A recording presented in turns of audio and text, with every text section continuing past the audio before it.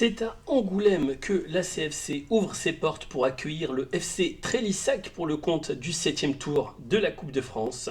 Tout un club mobilisé pour se qualifier pour le prochain tour. La seule réalité, c'est de gagner, voilà, c'est de se qualifier pour enchaîner. Voilà, peu importe la manière, il faut qu'on gagne ce soir. Concentration et sérieux pour cette équipe de l'ACFC, pensionnaire de N2, pour aborder ce match dans les meilleures conditions afin de continuer à écrire l'histoire du club. L'ACFC évoluera en blanc et Trélissac en bleu pour ce 7e tour de Coupe de France.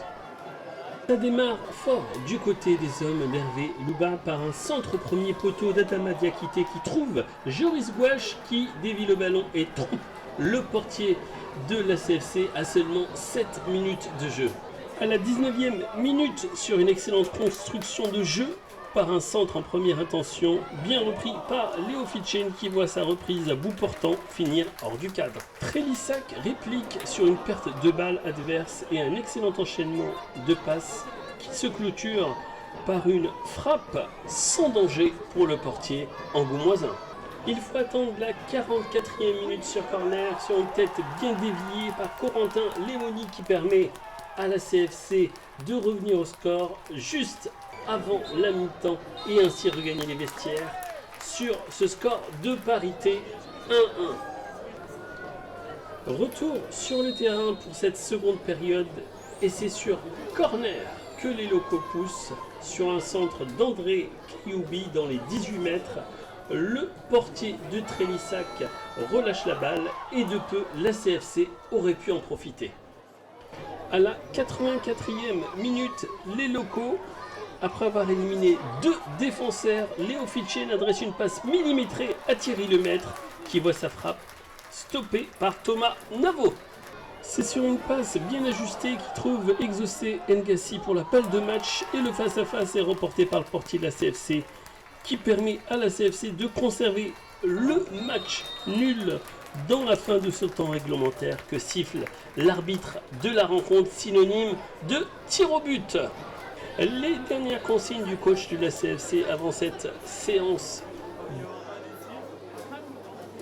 Les deux équipes loupent les premiers tirs. Sur le deuxième tir de la CFC, qu'Alexandre Mourabi voit son tir toucher la transversale. Et derrière, c'est Trélissac qui prend l'avantage. Les pénaltys suivants seront inscrits par les deux équipes respectives. La qualification dans ce dernier tir est dans les pieds de Tidiane Keita. En inscrivant ce but, il enverra certainement Trélissac au 8e tour et c'est fait. Trélissac qualifié pour le 8e tour de la Coupe de France.